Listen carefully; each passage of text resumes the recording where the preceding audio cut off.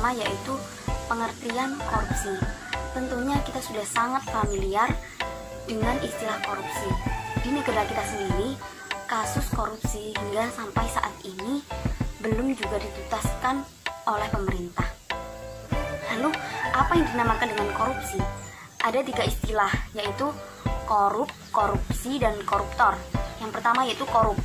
Korup berarti busuk atau keburukan, suka menerima uang suap atau sogok, dan memakai kekuasaan untuk kepentingan dirinya sendiri. Nah, yang kedua yaitu korupsi.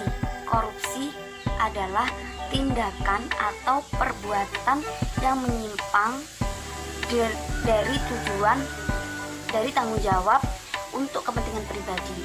Nah, seperti tindakan suap menyuap, tindakan penggelapan uang, seperti itu. Dan di dalam bahasa Arab itu korupsi disebut juga dengan rishwah atau suap. Nah, suap menyuap, baik yang menyuap ataupun yang disuap, itu sudah merupakan tindakan korupsi. Kemudian ada koruptor. Nah, koruptor adalah pelaku dari korupsi atau orang yang melakukan tindakan keburukan, tindakan kebusukan, seperti yaitu orang yang melakukan penggelapan uang, orang yang melakukan suap menyuap, dan lain sebagainya. Ada 2 pendekatan untuk menanggulangi korupsi, yaitu pendekatan secara struktural dan kultural. Pendekatan secara struktural yaitu diarahkan pada penguatan isu-isu korupsi yang berkaitan dengan lembaga publik. Misalnya, pemberitaan kasus korupsi di televisi. Nah, hal itu agar masyarakat mengetahui dampak korupsi yang sangat merugikan bagi masyarakat dan negara. Juga agar mereka tidak mengikuti jejak orang-orang yang telah melakukan korupsi tersebut. Yang kedua yaitu pendekatan secara kultural, yaitu diarahkan pada usaha membangun kesadaran publik untuk memperkuat gerakan anti korupsi. Maka dari itu sangatlah penting mempelajari pendidikan anti korupsi ini, karena untuk bekal kita sebagai generasi penerus bangsa agar menjadikan bangsa ini menjadi lebih baik lagi, bangsa yang terhindar dari korupsi yang banyak merugikan negara dan masyarakat di dalamnya. Selanjutnya yaitu integritas korupsi. Integritas adalah bertindak secara konsisten antara apa yang dikatakan dengan yang dilakukannya itu sesuai dengan nilai yang dianut. Nah, nilai yang dianut ini bisa berupa nilai kode etik tempat mereka bekerja, nilai sosial, atau nilai pribadi mereka, nilai moral pribadi.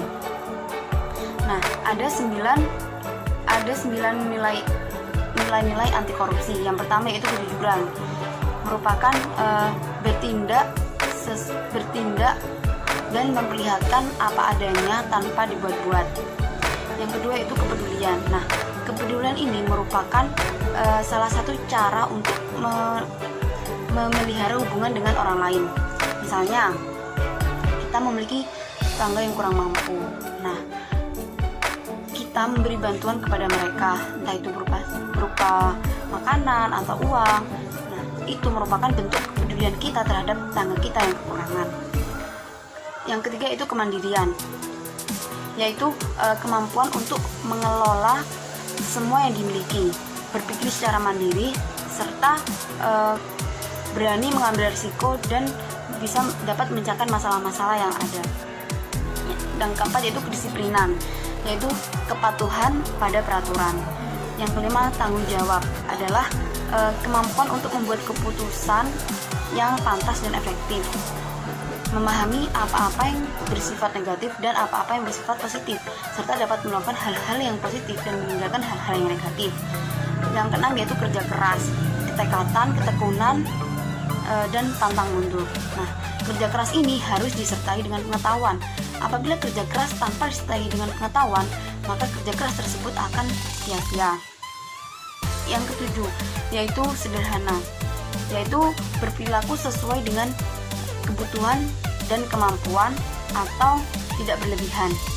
Yang kedelapan yaitu keberanian atau percaya diri. Dan yang 9 adalah keadilan, tidak berat sebelah dan tidak memihak. Yang terakhir adalah prinsip anti korupsi. Ada 2 faktor penyebab korupsi, yaitu faktor internal dan faktor eksternal.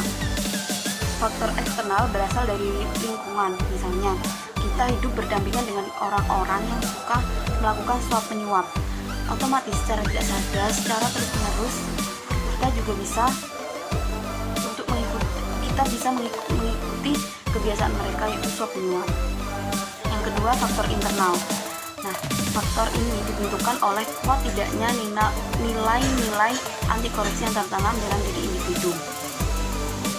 Oleh karena itu sangat penting sekali benar-benar menanamkan nilai anti korupsi dalam diri seseorang agar tidak mudah terpengaruh atau tergiur dengan tindakan korupsi.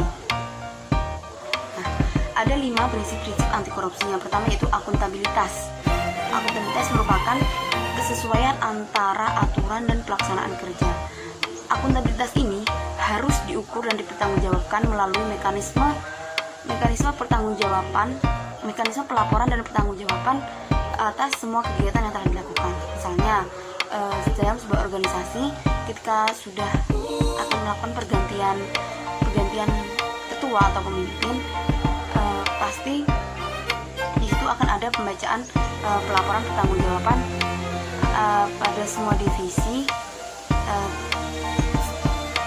berdasarkan apa yang telah dilakukannya dalam satu periode itu. Yang kedua itu transparansi.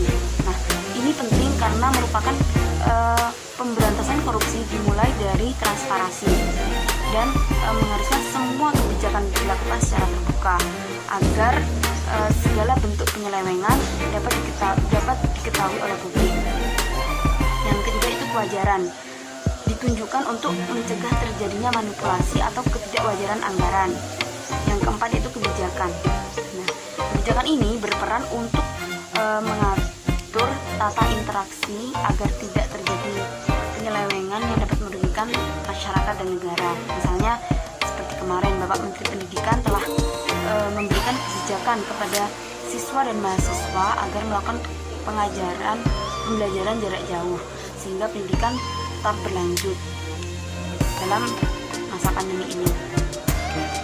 Yang kelima yaitu kontrol kebijakan, merupakan upaya agar kebijakan yang dibuat betul-betul efektif dan mengeliminasi segala bentuk korupsi.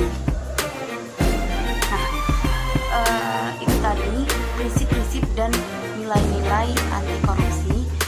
Diharapkan kita sebagai generasi penerus betul-betul bisa menanamkan dalam diri kita sebagai generasi bangsa agar tidak menambah kasus korupsi. Syukur-syukur kalau kita bisa mengurangi bahkan memberantas kasus korupsi di negara kita.